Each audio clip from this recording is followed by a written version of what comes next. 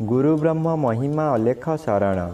नमस्कार दर्शक वृंद, आपण मानंकु आजिर राशिफल कार्यक्रम मु एस कुमार स्वागत जनाऊँगी। प्रतिदिन निजर राशिफल जानिबा पाई गुरुकृपा यूट्यूब चैनल को सब्सक्राइब करंतु और पाखरे थिबा बेल आइकन को प्रेस करी ऑल नोटिफिकेशन ऑन करी दियंतु, जहा फଳରେ आमे जेतेबेले वीडियो अपलोड करिवो प्रथमे आपण वीडियो देखि पारिबे। आमर यही वीडियो रे आपण संपूर्ण पंचांग सहित मेष ठारू मीन पर्यंत 12 गोटी राशिर राशिफल विषय रे जानि पारिबे। वीडियो को दयाकरी शेष पर्यंत देखंतु। वीडियोटी भल लागिथिले वीडियो को लाइक करंतु एवं आपणक प्रियजन पाखु शेयर करी जणांतु। एबे आसंतु जानिबा आज दिनर संपूर्ण पंचांग विषय। आज इंग्राजी 2026 मसीहा अप्रैल मास 28 तारिख मंगलवार, दिल्ली स्वराब्द सन 1433 साल, स्वाधीन भारताब्द 79 वर्ष, महिमाद 199 वर्ष। उत्कल गजपति श्री श्री गजपति दिव्यसिंहदेव महाराजांकर 69 अंक।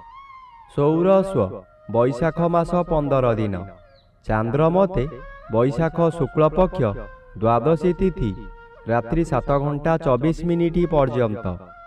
आजिर सूर्योदय विरजा क्षेत्र को 5 घंटा 17 मिनिट, मेष लग्न एकदंड 54 लिता गते उदय।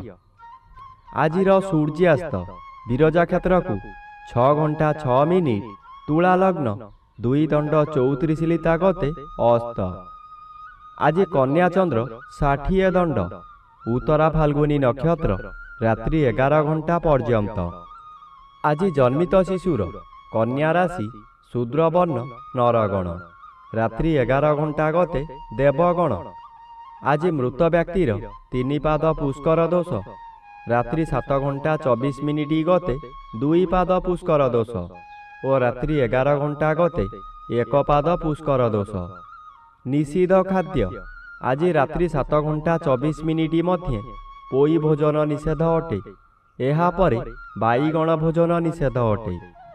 आजिर अमृत जोग दिवा 7 घंटा 41 मिनिट गते दिवा 10 घंटा मध्य, दिवा 12 घंटा 29 मिनिट गते 2 घंटा 5 मिनिट मध्य, अपराह्न 3 घंटा 21 मिनिट गते 4 घंटा 58 मिनिट मध्य, अस्तरु संध्या 6 घंटा 55 मिनिट मध्य, रात्रि 9 घंटा 18 मिनिट गते 11 घंटा 42 मिनिट मध्य एवं रात्रि 2 घंटा 6 मिनिट गते शेष रात्रि 3 घंटा 42 मिनिट मध्य। आजिर महेंद्र जोग नाही। आजिर काल बेला दिवा 12 घंटा 37 मिनिट गते 2 घंटा 11 मिनिट मध्य। आजिर 12 बेला प्रातः 6 घंटा 51 मिनिट गते दिवा 8 घंटा 25 मिनिट मध्य। आजिर काल रात्रि रात्रि 7 घंटा 40 मिनिट गते 9 घंटा 14 मिनिट मध्य। आजिर राहु काल अपराह्न 3 घंटा ठारू 4 घंटा 30 मिनिट मध्य। आज वृष राशिर घात चंद्र, घात नक्षत्र नाही। रात्रि 7 घंटा 24 मिनिट मध्य तुला राशि और मकर राशिर घात तिथि, मकर राशिर घात 12। प्रिय बंधुगण, एबे आसंतु जानिबा मेष ठारू मीन पर्यंत 12 गोटी राशिर राशिफल विषय रे। राशि चक्र प्रथम राशि मेष राशि। आज मेष राशि जन्मित व्यक्ति मानक सकाशे षष्ठ स्थान रे चंद्र गोचर करूछंती शुभ फल प्रदान करिवे। आज आपणक परिवार मध्य हस खुशीर उत्तम वातावरण खेली जीव। विगत दिन मानकरे आपण प्रत्येक कार्य फेल मारिथिले, एबे जेउ कार्य करिबाकू आग्रह प्रकाश करिवे तहिरे सफलता निश्चय मिलिब। षष्ठ चंद्र आर्थिक दृष्टि रे उन्नति आणे। आपण जेउ व्यवसाय करूछंती तहिरे आशा ठारू अधिक आय करिवे। एबे आसंतु जानिबा राशि चक्र द्वितीय राशि वृष राशि विषय रे। आज वृष राशि जन्मित व्यक्ति मानक सकाशे द्वादश रवि अशुभ और घात चंद्र भोग हेउथिबारु अति अशुभ फल मिलिब। ଘାତଚନ୍ଦ୍ରରେ ମୁଖ୍ୟ କଥା ଦୁର୍ଘଟଣା ହେବ ହିଁ ହେବ, କିନ୍ତୁ ଏହି ଦୁର୍ଘଟଣା ଶାରୀରିକ ନ ହୋଇ ମାନସିକ ହେବ। ଏହି ସମୟରେ ଆପଣଙ୍କ ସ୍ତ୍ରୀ ଆପଣଙ୍କ ବିରୋଧ କାର୍ଯ୍ୟମାନ କରି ମାନସିକ ସ୍ଥିତି ଆହୁରି ବଢ଼ାଇ ଦେବେ। ପିଲାମାନେ, ବିଶେଷ କରି କନ୍ୟା ସନ୍ତାନମାନେ ଆଜି ବିଶୃଙ୍ଖଳିତ ହୋଇଯିବେ। ଆଜି ଆପଣଙ୍କର ହଠାତ୍ କାନ ନାକରେ ଯନ୍ତ୍ରଣା ଭୋଗି ପାରନ୍ତି। ଏବେ ଆସନ୍ତୁ ଜାଣିବା ରାଶିଚକ୍ରର ତୃତୀୟ ରାଶି ମିଥୁନ ରାଶି ବିଷୟରେ। ଆଜି ମିଥୁନ ରାଶି ଜନ୍ମିତ ବ୍ୟକ୍ତିମାନଙ୍କ ସକାଶେ ଚତୁର୍ଥ ସ୍ଥାନରେ ଚନ୍ଦ୍ର ଗୋଚର କରୁଥିବାରୁ ଅଶୁଭ ଫଳ ପ୍ରଦାନ କରିବେ।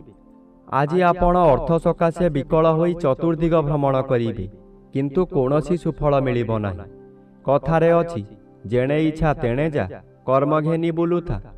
ଆଜି ଆପଣ ଯାହା ବି କରନ୍ତୁ ତହିଁରେ ଖାଲି ଅର୍ଥହାନି ହେବା ଛଡ଼ା ଲାଭ ହେବାର ପ୍ରଶ୍ନ ଉଠୁନାହିଁ, ଯାହାଦ୍ୱାରା ମାନସିକ ଚାପରେ ଆପଣ ବିଚଳିତ ହୋଇଯିବେ। ଏବେ ଆସନ୍ତୁ ଜାଣିବା ରାଶିଚକ୍ରର ଚତୁର୍ଥ ରାଶି କର୍କଟ ରାଶି ବିଷୟରେ। ଆଜି କର୍କଟ ରାଶି ଜନ୍ମିତ ବ୍ୟକ୍ତିମାନଙ୍କ ସକାଶେ ଦଶମ ସ୍ଥାନରେ ରବି ଓ ତୃତୀୟ ସ୍ଥାନରେ ଚନ୍ଦ୍ର ଗୋଚର କରୁଛନ୍ତି ଅତି ଶୁଭ ଫଳ ପ୍ରଦାନ କରିବେ। ଆପଣଙ୍କର ଏହି ସମୟରେ ବହୁ ଚେଷ୍ଟା କରି ବାରମ୍ବାର ବିଫଳ ହେଉଥିବା କାର୍ଯ୍ୟ ହଠାତ୍ ଆପଣଙ୍କର ସପକ୍ଷରେ ଯିବ। ବହୁ ଅର୍ଥର ମାଲିକ ଆପଣ ହୋଇପାରନ୍ତି। ପୂର୍ବରୁ ଖରାପ ଥିବା ସ୍ୱାସ୍ଥ୍ୟ ଏହି ସମୟରେ ମନର ବଳ ବୃଦ୍ଧି ପାଇଥିବାରୁ ସ୍ୱାସ୍ଥ୍ୟ ଉତ୍ତମ ରହିବ। ବନ୍ଧୁବାନ୍ଧବ ଆପଣଙ୍କର ପ୍ରଶଂସା ଗାନ କରିବେ। ଉପରିସ୍ଥ ଅଫିସର ଆପଣଙ୍କ କାର୍ଯ୍ୟ ଦେଖି ପୁରସ୍କୃତ କରିପାରନ୍ତି। ଏବେ ଆସନ୍ତୁ ଜାଣିବା ରାଶିଚକ୍ରର ପଞ୍ଚମ ରାଶି ସିଂହ ରାଶି ବିଷୟରେ। ଆଜି ସିଂହ ରାଶି ଜନ୍ମିତ ବ୍ୟକ୍ତିମାନଙ୍କ ସକାଶେ ଦ୍ୱିତୀୟ ସ୍ଥାନରେ ଚନ୍ଦ୍ର ଗୋଚର କରୁଥିବାରୁ ଆଜି ଆପଣଙ୍କୁ କିଛି ବ୍ୟକ୍ତି ଅସହଯୋଗ କରୁଥିବା ସ୍ଥଳେ ଅନ୍ୟ କିଛି ବ୍ୟକ୍ତି ସହଯୋଗର ହାତ ବଢ଼ାଇ ଆପଣଙ୍କୁ ଉଚ୍ଚକୁ ଉଠାଇ ନେବେ। ବାଧା ଆସୁଥିବା ସ୍ଥାନରୁ ବିଳମ୍ବରେ ହେଉ ପଛେ ସଫଳତା ମିଳିବ। ଆପଣଙ୍କର ଉଦ୍ୟମ ଫଳପ୍ରଦ ହେବ। ଉତ୍ତର ଦିଗରୁ କୌଣସି ବ୍ୟକ୍ତି ଆପଣଙ୍କ ସହିତ ଯୋଗାଯୋଗ କରି ଶୁଭ ଖବର ଦେବେ ଓ ଆଗାମୀ ଦିନ ସକାଶେ ଆୟର ସନ୍ଧାନ ଦେବେ। ଏବେ ଆସନ୍ତୁ ଜାଣିବା ରାଶିଚକ୍ରର ଷଷ୍ଠ ରାଶି କନ୍ୟା ରାଶି ବିଷୟରେ। ଆଜି କନ୍ୟା ରାଶି ଜନ୍ମିତ ବ୍ୟକ୍ତିମାନଙ୍କ ସକାଶେ ଶ୍ରୀଚନ୍ଦ୍ର ଗୋଚର କରୁଛନ୍ତି। କିଛି ଶୁଭ ଫଳ ମିଳିବ ଓ ଅଷ୍ଟମର ବି ଅଶୁଭ କରାଇବ। ଏହି ସମୟରେ ଗୃହରେ କିଛି ମାଙ୍ଗଳିକ କାର୍ଯ୍ୟ ହୋଇପାରେ। ଖୁବ୍ ଧୁମଧାମରେ ଆନନ୍ଦ ଉତ୍ସବ ପାଳିବେ। ନିଜ ପାଖରେ ଅର୍ଥ ଥାଉ କି ନ ଥାଉ ସ୍ୱାଦିଷ୍ଟ ଭୋଜନ କରି ନିଜେ ଭୋଜନ କରିବା ସହିତ ପରିବାର ଲୋକଙ୍କୁ ଖୁଆଇ ଆନନ୍ଦ ଅନୁଭବ କରିବେ। କିନ୍ତୁ ଆପଣ ଯେତେ ଚେଷ୍ଟା କଲେ ମଧ୍ୟ ଆପଣଙ୍କୁ କେହି ଭଲ ପାଇବେ ନାହିଁ। ଏବେ ଆସନ୍ତୁ ଜାଣିବା ରାଶିଚକ୍ରର ସପ୍ତମ ରାଶି ତୁଳା ରାଶି ବିଷୟରେ। ଆଜି ତୁଳା ରାଶି ଜନ୍ମିତ ବ୍ୟକ୍ତିମାନଙ୍କ ସକାଶେ ସପ୍ତମ ସ୍ଥାନରେ ରବି ଓ ଦ୍ୱାଦଶ ସ୍ଥାନରେ ଚନ୍ଦ୍ର ଗୋଚର କରୁଥିବାରୁ ଅଶୁଭ ଫଳ ପ୍ରଦାନ କରିବେ। ଆଜି ଆପଣଙ୍କ ମନ ମଧ୍ୟରେ ଦୁଶ୍ଚିନ୍ତା ବଢ଼ିଯିବ। ଆପଣ ଯାହା ବି କରନ୍ତୁ ତହିଁରେ ଖର୍ଚ୍ଚ ବ୍ୟତୀତ ଲାଭର ପ୍ରଶ୍ନ ଉଠୁନାହିଁ। ଏହି ଦ୍ୱାଦଶ ଚନ୍ଦ୍ରରେ ଅତିରିକ୍ତ ବ୍ୟୟଭାର ବଢ଼ିଯିବ। ଆପଣ ହତାଶ ହୋଇଯିବେ। ସୁଖ ସନ୍ଧାନରେ ବିଭିନ୍ନ ସ୍ଥାନକୁ ଯାତ୍ରା କରିବେ। ଶରୀର ଅସୁସ୍ଥ ହେବ। ଆପଣଙ୍କ ଉପରେ ଆଜି ବନ୍ଧୁବାନ୍ଧବମାନେ ଅଶାନ୍ତି ହେବେ। ଏବେ ଆସନ୍ତୁ ଜାଣିବା ରାଶିଚକ୍ରର ଅଷ୍ଟମ ରାଶି ବିଛା ରାଶି ବିଷୟରେ। ଆଜି ବିଛା ରାଶି ଜନ୍ମିତ ବ୍ୟକ୍ତିମାନଙ୍କ ସକାଶେ ଏକାଦଶ ଚନ୍ଦ୍ର ବାଧାପ୍ରାପ୍ତ ଅଛନ୍ତି। ଶୁଭ ଫଳ ବଦଳରେ ଅଶୁଭ ଫଳ ପ୍ରଦାନ କରିବେ। ଆଜି ଆପଣଙ୍କର ଲାଭ ହେବାକୁ ଥିବା କାମରେ ବି ବାଧା ଆସିବ। ଆପଣଙ୍କ ଇଚ୍ଛା ପୂରଣ ହେବ ନାହିଁ କିମ୍ବା ବହୁତ ବିଳମ୍ବ ହେବ। ବନ୍ଧୁମାନେ ସହଯୋଗ କରିବେ ନାହିଁ ଓ ଧନ ଆସିବାରେ ବାଧା ହେବ। ମନରେ ଅସନ୍ତୋଷ ବଢ଼ିଯିବ। ଏହି ସମୟରେ ଅଧିକ ଆଶା ରଖନ୍ତୁ ନାହିଁ ଓ ଧୀର ସୁସ୍ଥ ଭାବରେ ପ୍ରତ୍ୟେକ କାର୍ଯ୍ୟ କରିବାକୁ ଚେଷ୍ଟା କରନ୍ତୁ। ଏବେ ଆସନ୍ତୁ ଜାଣିବା ରାଶିଚକ୍ରର ନବମ ରାଶି ଧନୁ ରାଶି ବିଷୟରେ।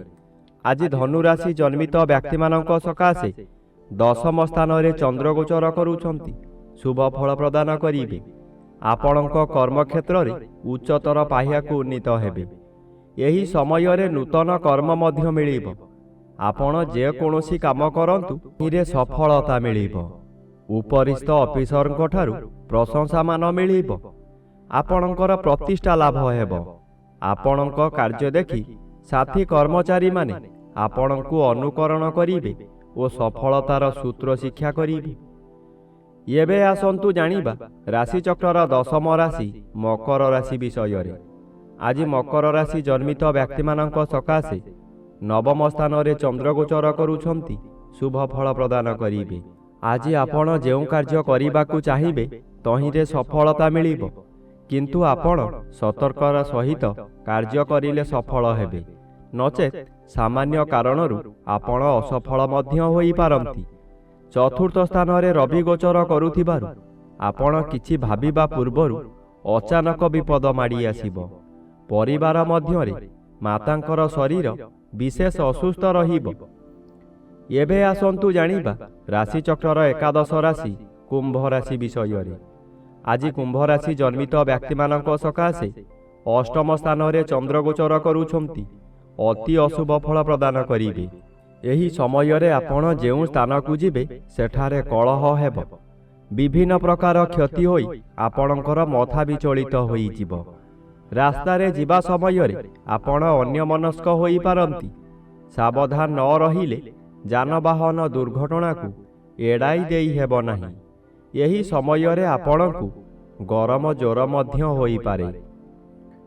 ଏବେ ଆସନ୍ତୁ ଜାଣିବା ରାଶିଚକ୍ରର ଦ୍ୱାଦଶ ବା ଶେଷ ରାଶି ମୀନ ରାଶି ବିଷୟରେ। ଆଜି ମୀନ ରାଶି ଜନ୍ମିତ ବ୍ୟକ୍ତିମାନଙ୍କ ସକାଶେ ସପ୍ତମ ଚନ୍ଦ୍ର ଅନ୍ୟ ଗ୍ରହ ଦ୍ୱାରା ବାଧା ପାଉଥିବାରୁ ଶୁଭ ଫଳ ବଦଳରେ ଅଶୁଭ ଫଳ ମିଳିବ। ଆଜି ହଠାତ୍ କୌଣସି କାରଣରୁ ଆପଣଙ୍କର ଆୟ ବନ୍ଦ ହୋଇଯିବ। ଆପଣ ଯେତେ ଚେଷ୍ଟା କଲେ ମଧ୍ୟ ଆଜି ବ୍ୟବସାୟକୁ ବୃଦ୍ଧି କରିପାରିବେ ନାହିଁ। କର୍ମକ୍ଷେତ୍ରରେ ବିଶୃଙ୍ଖଳା ଦେଖାଯିବ। ଚାକିରି କରୁଥିବା ବ୍ୟକ୍ତି ଚାକିରିରେ ବହୁ ବାଧାବିଘ୍ନ ଦେଇ ଗତି କରିବେ।